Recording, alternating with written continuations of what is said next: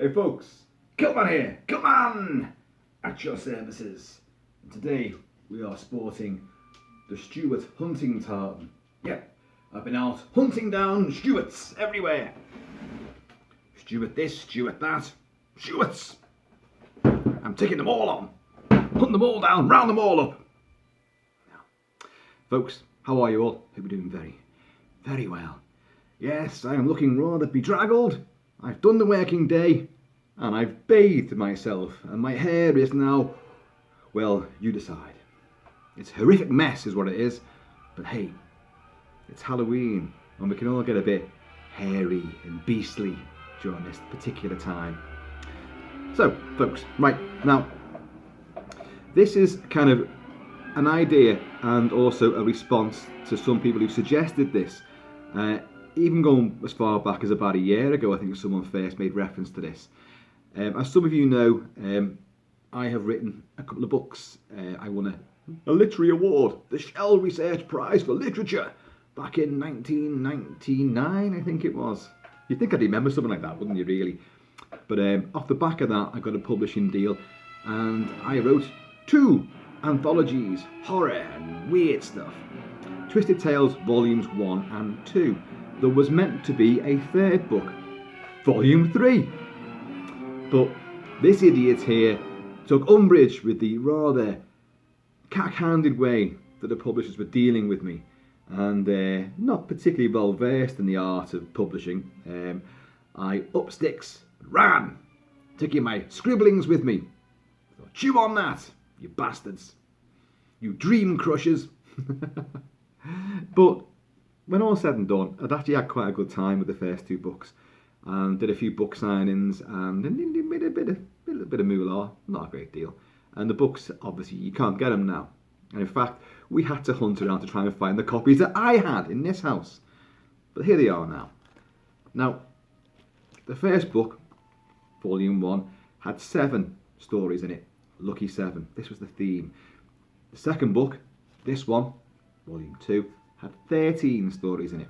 Unlucky 13. And the idea for Volume 3 would it be 21. Well, that's neither lucky nor unlucky, but it's a pivotal number. So, and they're all, as you would expect, very dark, very depraved, very twisted, mostly horror, some fantastical stuff, and some with a very historical sort of bent to them as well.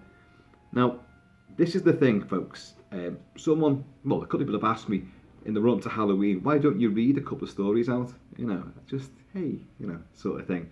Get some freaky lighting on and some atmospherics. And like John Hurt, you can become the storyteller. Well, I'm going to give it a go. But I'm not going to give it a go in this particular video, because what I've just done now, I've dug the books out and I've looked through them, and I only have at most half an hour to do these videos, and some of these stories, I don't think I could wrap them up in half an hour. And another interesting element that I'm finding is that I went down the contents pages and obviously flicked through the books, and the stuff here that I have completely forgotten about. Some of the big stories I remember writing and creating and crafting and going over it again and again. And, you know, obviously when you're writing something, you're living and breathing it. Well, I certainly am, for the duration until it was published and out there. And then you move on. And once I walked out of the 3rd book part of the deal and just ran for the hills, I then washed my hands of the whole affair. And I don't think I've ever looked at these books between then and, well, now. And Volume 2 was published in the year 2000.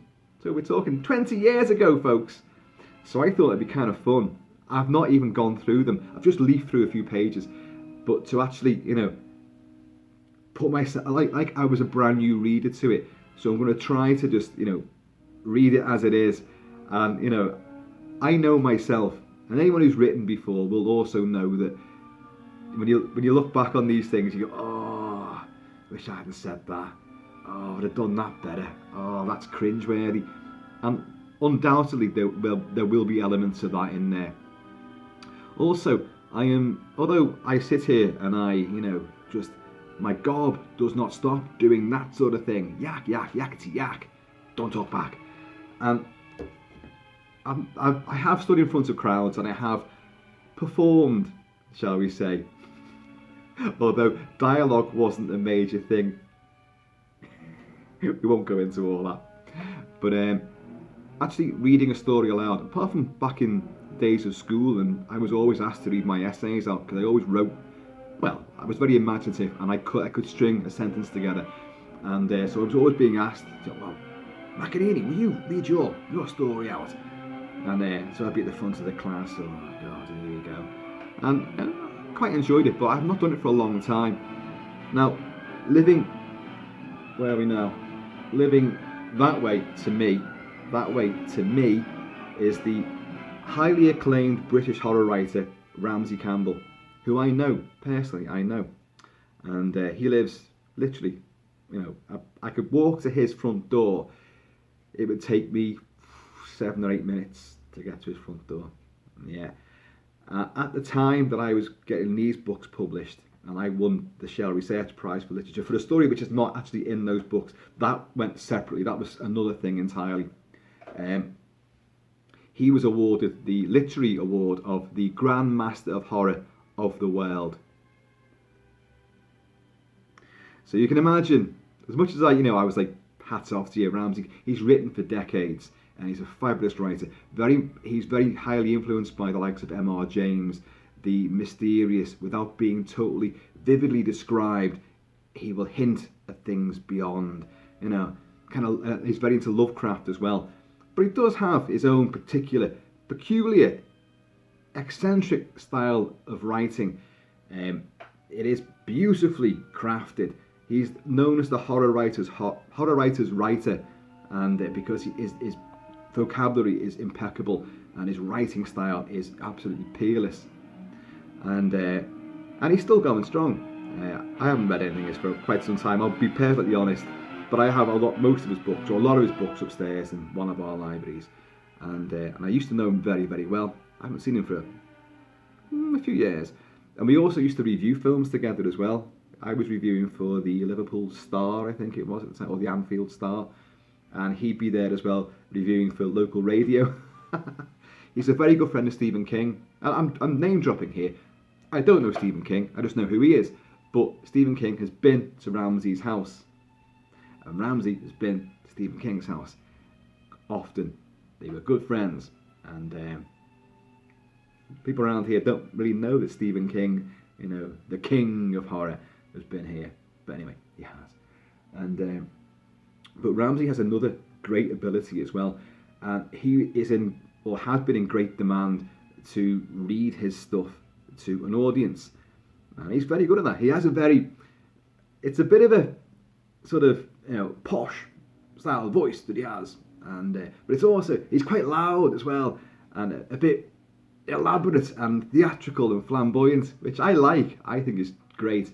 I mean, I think I'm a bit like that myself as well. I tend to enunciate my words and emphasise certain elements which perhaps should be left unsaid.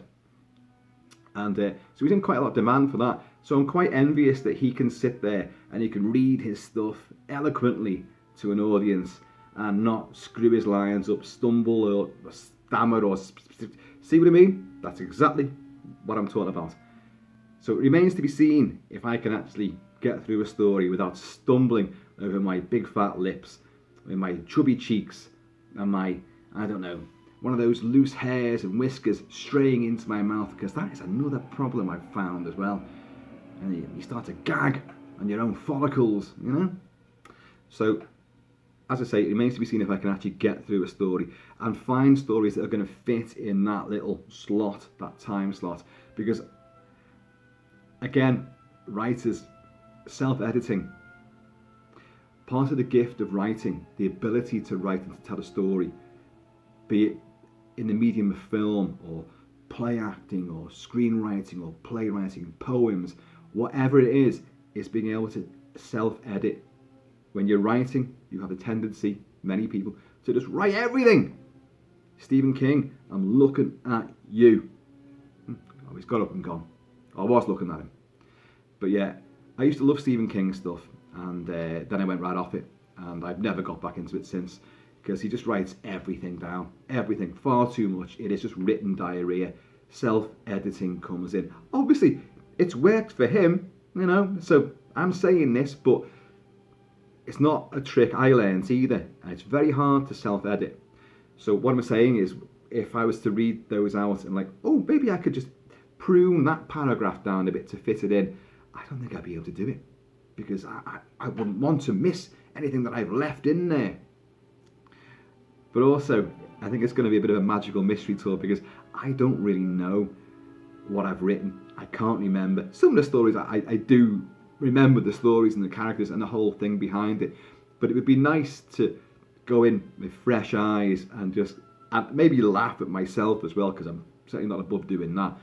And maybe if there's time, I could introduce the story, or certainly afterwards tell you what the inspiration for it was if you couldn't work it out already. And maybe analyse some of the bits that were just, a mess and should never have seen the light of day.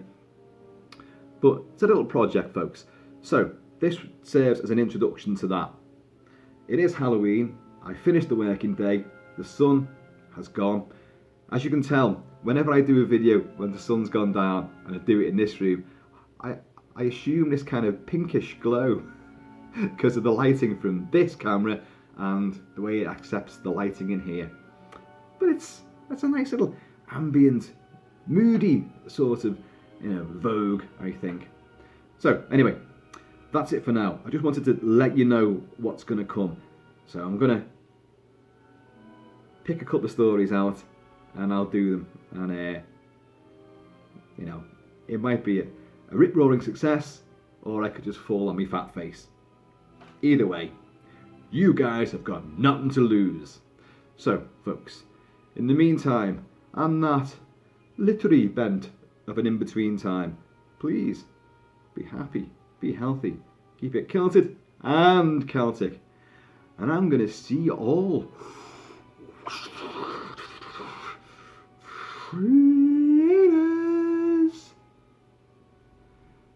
to her, it simply is another child.